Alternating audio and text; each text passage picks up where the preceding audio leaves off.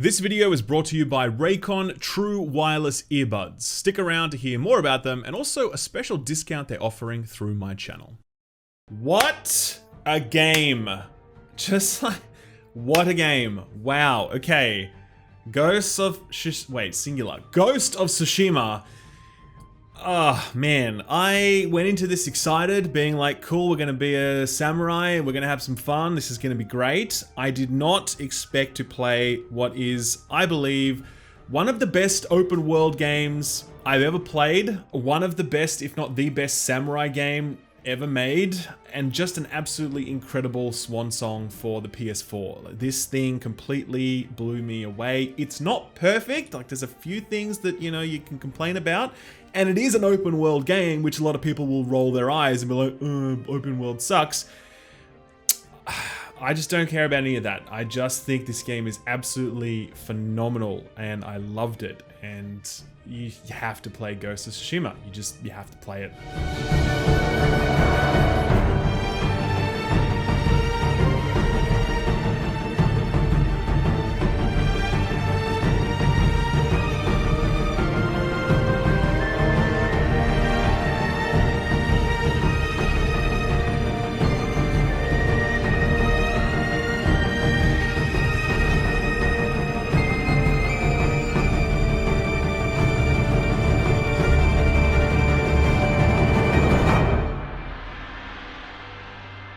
Ghost of Tsushima is the most beautiful video game I've ever played. It doesn't necessarily have the best graphics, it doesn't have the best facial animations, it doesn't have the best lighting. I'm sure you could pick apart each of its features and find fault with them, but as a package, this game is so breathtakingly beautiful so often that I just had to stop sometimes and put the controller down and just be like, wow, man. I just took so many screenshots while I was playing, wanting to make all of them my 4K desktop wallpaper, whatever, because this game is so unbelievably striking with the way that it frames this rendition of Tsushima. Obviously, color is at the forefront of that. The contrast that is created in each of the biomes through their use of color it's just so arresting. You know, you emerge from a thicket into a rolling field of red flowers, and then you move into the next space and cherry blossoms are falling everywhere,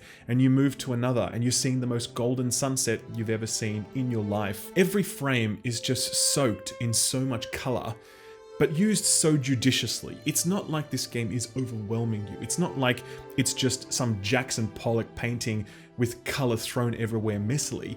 It all feels so ordered and structured. This really speaks to the design intent that the developers had when they designed Tsushima. They specifically said that they wanted to create a world of natural, moving beauty set against the structured world of Japanese architecture. And I guess that's another feature of this game's beauty. The rendition of Japanese villages and towns and temples are all just as beautiful as the landscapes themselves. And when you combine the two of these things, it's just, yeah, I mean, I know I'm using a lot of hyperbole here, but I mean, you're seeing it for yourself, man. Just tell me I'm wrong. Tell me, I'm not. What adds to this visual splendor is the movement that exists in everything. Every space moves. It's almost never still. You'll see flowers swaying in the breeze. You'll see the petals of those flowers floating about and circling at your feet as you walk through them. You'll see the fireflies buzzing at night. You'll see the ember of flames dancing. You'll see rain falling and pooling, and you'll see tree branches groaning as you move through this world.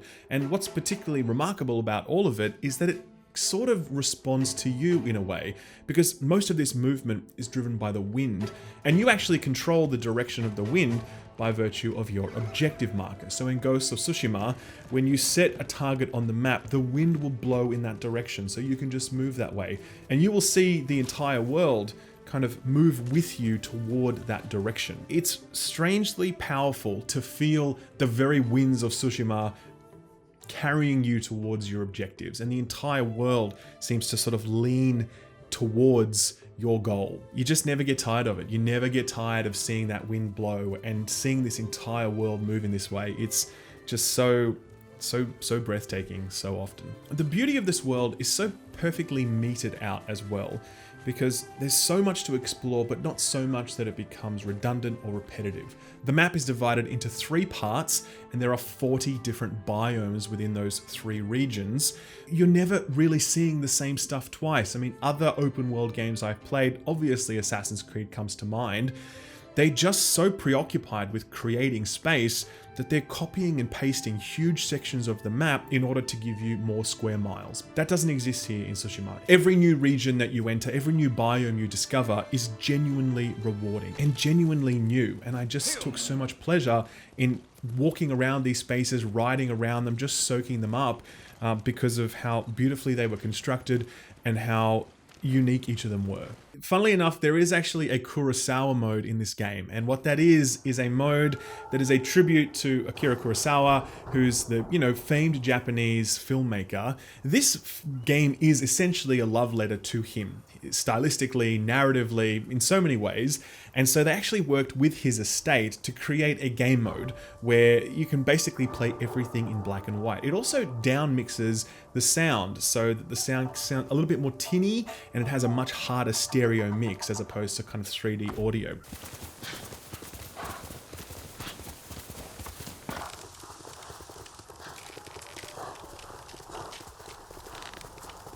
Hats off to Sucker Punch for creating this game mode.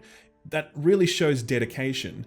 However, it is the most useless feature ever implemented in a video game, because if you rob yourself of the color of this world and its sounds, you're crazy. You know what I mean? So I used the Kurosawa mode for like 20 minutes or something, and I was like, there's no way I can continue doing this because the world is simply too gorgeous to shade or to put in grayscale, So again, hats off Sucker Punch. Absolutely beautiful work. Love the gesture, but yeah, guys, don't play it in Kurosawa mode. The game is just, yeah, it's too beautiful to do that.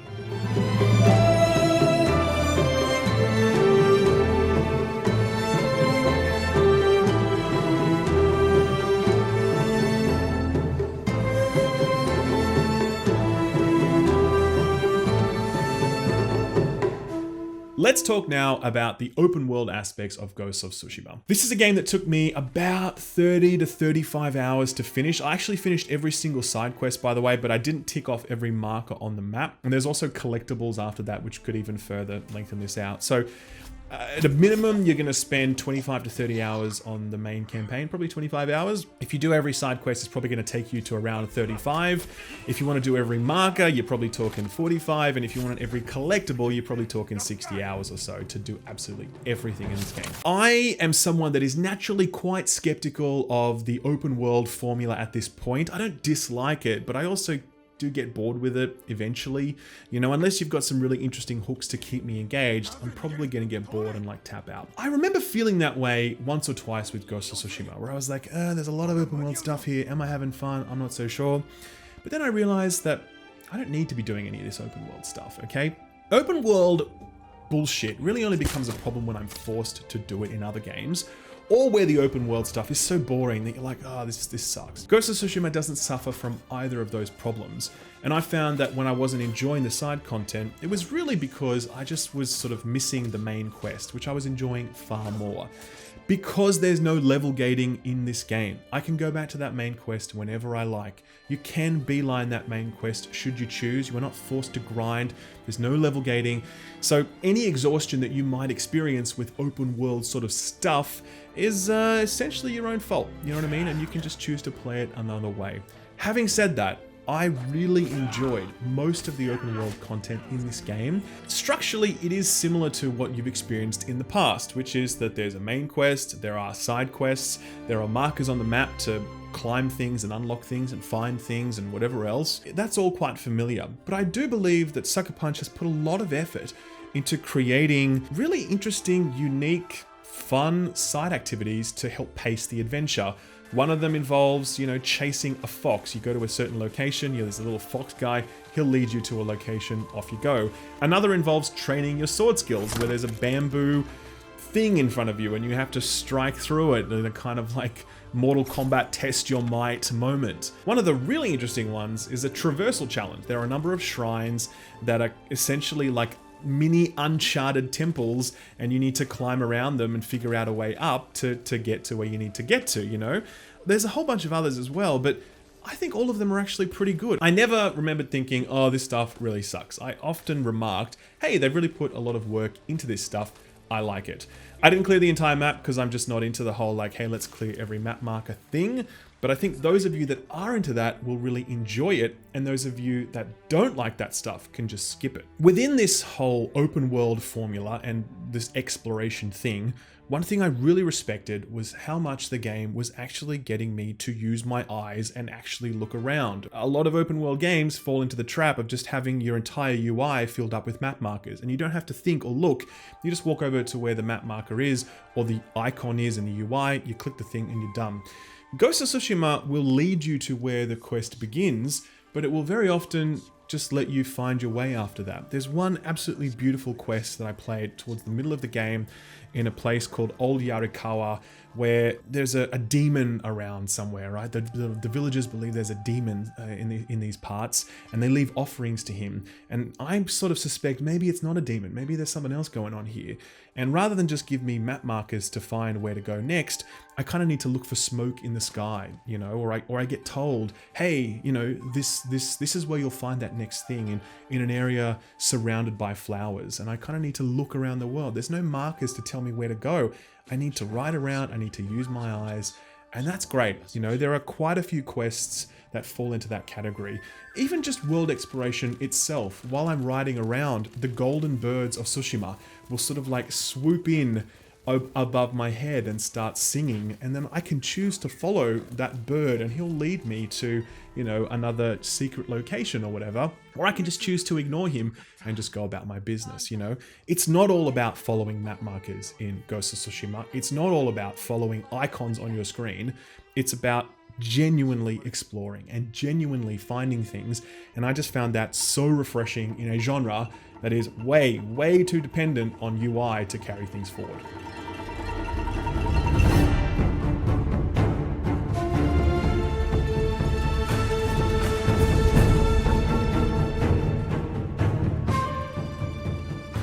One area where I did not love the game is the writing. Now, this is a very Kurosawa-inspired samurai tale where you are a dude and there's a Mongolian invasion and you need to stop it from happening, but at the same time there's all this sort of family drama. There are people that you meet that have their own revenge plots. There's the samurai code and honor and all that stuff. It's very sort of generic, dare I say. You have seen a lot of this before. I think it would have been possible to lean into those tropes while also providing something a little bit more compelling. And I don't really think it does that here. There are many allies that you meet who have their own stories of suffering and loss and what have you, but a lot of it just kind of feels the same. The writing, I think, in something like The Witcher 3 has these incredible highs and also some lows when it gets a bit whatever.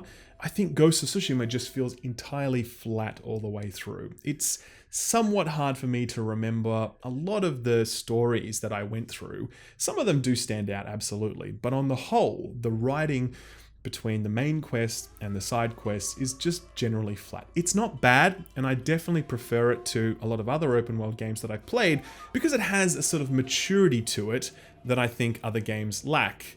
It's taking itself seriously, but perhaps it's taking itself a little bit too seriously, because as I said, it does feel a little bit flat. Jin in particular as a protagonist, a bit of a wasted opportunity there. He really has almost no personality whatsoever. And you could have had a really cool samurai guy that we really loved, and you know, he's not that, unfortunately. So definitely room for growth on the writing and characterization front next game. While I didn't much like the writing, I really appreciated the game's approach to side quests. In other games, you just bump into a random NPC somewhere, do something with them for 10 or 15 minutes, and then forget they ever existed. In Ghost of Tsushima, what happens is that I will meet allies, and I will have multiple side quests with them that kind of span a story arc of about 8 or 9 quests. So I might meet someone in Act 1, and I will do 2 or 3 quests with them there, and then I need to progress to Act 2 before I can continue their saga, and it might wrap up at the end of Act 3 or what have you. This was a really great way to keep me invested in that side content because I got to know these characters well, I became invested in their stories, and I was excited to reach the next act because I could see where their stories led. As I said, the writing isn't top tier, But just the effort that's gone into these side quests was, I think, really commendable. And I think if you combined this approach with top tier writing, then you have a winning formula for future open world games, for sure. So writing is like the one, okay thing. Let's talk about the best thing, combat.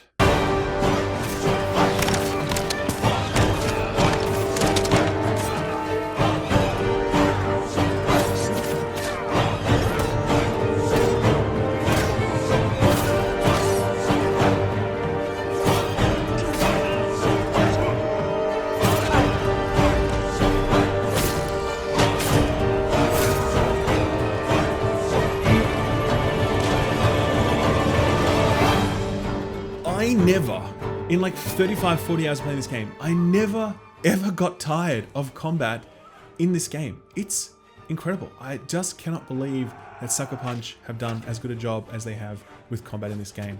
So firstly, some of you will be wondering whether or not this is really hard like Sekiro or Nioh. I have played and finished both of those games. I can tell you this is nowhere near that in terms of difficulty. And I actually prefer this one the most of all three of those games. I'm not saying it's better, I'm just saying I prefer it. Now, Sekiro is obviously a fantastic game. The range of enemies in that game and the complexity of their movesets is just incredible. And also the different sort of combat schools available to you do provide you with genuine depth if you spend the time to master them, which takes a long time given the structure of that game.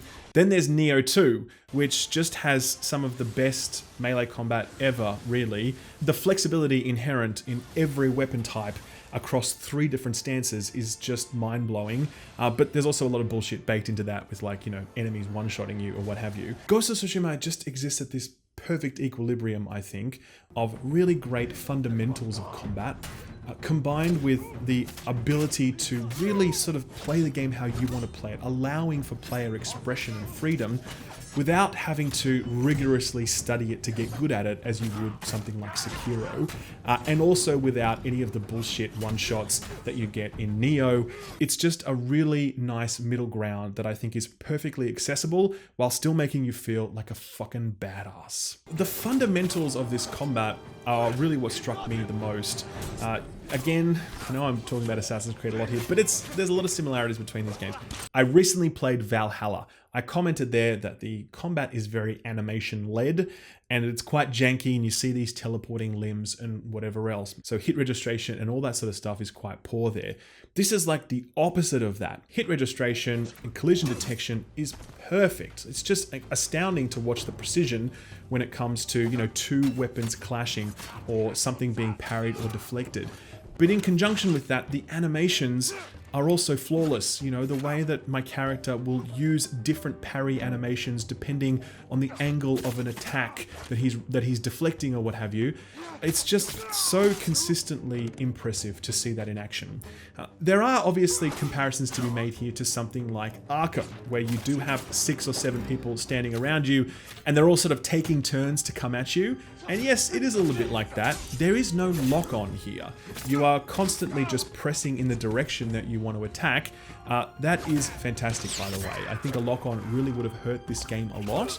Without that lock-on, combat just becomes truly free-form and fluid, as I said, much like Batman Arkham Asylum. The central conceit of combat are the stances. There are 4 different stances to use, and you switch between them very quickly by holding right trigger and then pressing a corresponding button.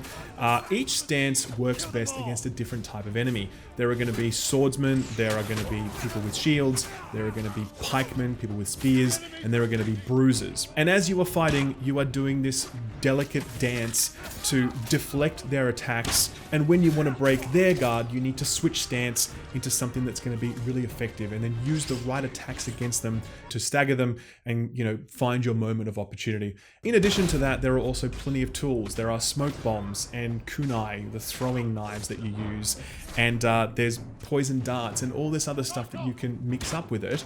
I didn't use a lot of that stuff because I found it a little bit finicky to use some of it sometimes, but you don't have to use it. You just ignore that if you like. And I think you're going to see some incredible montages coming out in the future from super dedicated players who do use all of these tools simultaneously. And they're going to make some really beautiful music with that shit, trust me. What I expect to be one of the unsung successes of this game is enemy variety. There's a lot of enemy variety here. I've described 4 types of enemies, but within that, there are many different subtypes. So there's different types of swordsmen. They're your basic bandits who barely know how to swing a sword, up to your really heavily armored Mongolian warriors who, you know, can really take a beating, through to your straw-hatted Ronin who have a completely different fighting style. And even within the straw-hatted Ronin, there are different difficulty types for those Ronin, and they fight with different levels of complexity. When you're facing off against one of the sort of boss encounters, you'll see all new combat moves that you've never seen before. I was so consistently impressed with the way that combat was always being ratcheted up in terms of difficulty and complexity. Not HP. I mean, yeah, the enemies do have a little bit more HP, but combat does not become harder because enemies become more spongy. It becomes harder because they fight better. They are better combatants against you, and you need to be a better samurai to take them down. And I was like, hell yes, I'm here for that. Thank you. That is how you make a good game. You don't just add more HP to the target. You make the target smarter and better.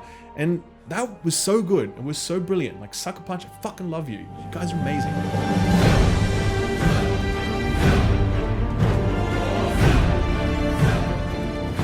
Alright, so I'm gonna finish this video on the biggest meme I could possibly finish it on. Okay, you ready?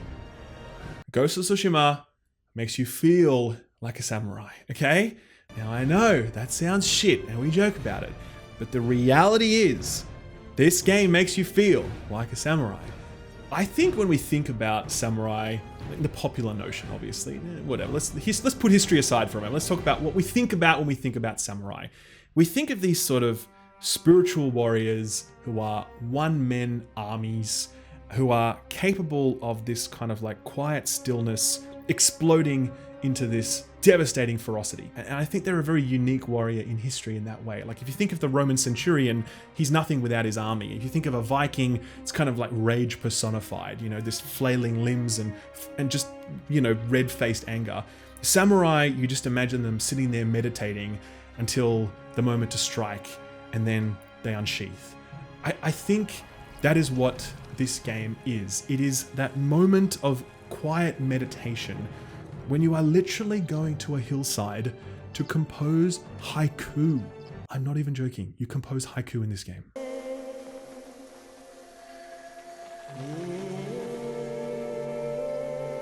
土に立ち路地を不死度とせん夜にエブスナ神の固めとぞなす And then in the next moment, you encounter bandits and you challenge them to a standoff. And you sit there holding down the button, waiting for them to strike. And they'll try to fake you out. And you have to wait, and you wait. And then when they come at you, you unsheath.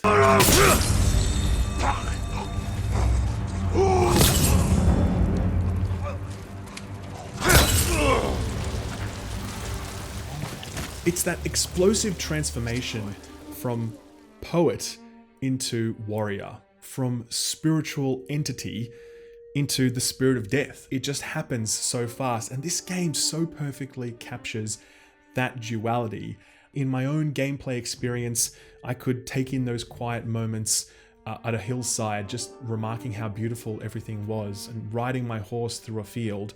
I could explore this open world just for the sake of exploring it, or I could just go into an occupied camp and murder absolutely everyone I saw, either through stealth and subterfuge or through just merciless butchery. That is all available to me, and I think this game so perfectly nails that feeling of being a motherfucking samurai. So guys, Ghost of Tsushima is astoundingly good. You have to play this game. I think you're gonna love it. I hope you love it. And that's all I got. Thanks, Sucker Punch. You guys are really good. I'm gonna go back and play Infamous because I feel like I've been sleeping on Sucker Punch now. I played a little bit of Infamous, but not enough, obviously, to really recognize how good these guys are, because these guys have made a phenomenal game. Anyway, that's the video. If you liked it, don't forget to hit the subscription button and the notification bell, boom, and hit the like button as well, and drop a comment. Do all the things that help out the YouTube algorithm. I love you guys. Thank you very much, and see you next time. Bye-bye. Guys, thank you for watching the video. Before we go, I want to talk to you about Raycon wireless earbuds. Now, I've spoken about these 3 times in the past, I think. This is the 4th month that I've owned these now. They got sent to me a while back. I was skeptical because they're literally half the price of other wireless earbuds, but I have been using them every single day and I've had 0 problems whatsoever. As you can tell, they come in a nifty little case, which is nice and small and really easy to fit in your pocket. They look really cool. They fit very snugly in the ear, blocking out a lot of sound, so you really can't hear much else other than what you want to be listening to. The sound quality is fantastic. The battery life is great. I've been using these things almost every day for like 4 months straight, and they have been perfect. Gyms are open back in Australia now. I am back at the gym. That's not going very well, but the Raycons are going very well. They're just fine and dandy, thank you very much. So I recommend them to you. If you want to get a pair, you can get a 15% discount on your order by clicking the link in the description below. Raycon are a huge supporter of this channel, and I want to thank them for that. If you guys could give them a click and check it out, that'd be fantastic. It definitely helps me out, and hopefully you get yourself a really good pair of earbuds at a really good price. Thanks again, and I'll see you in the next video. Bye-bye.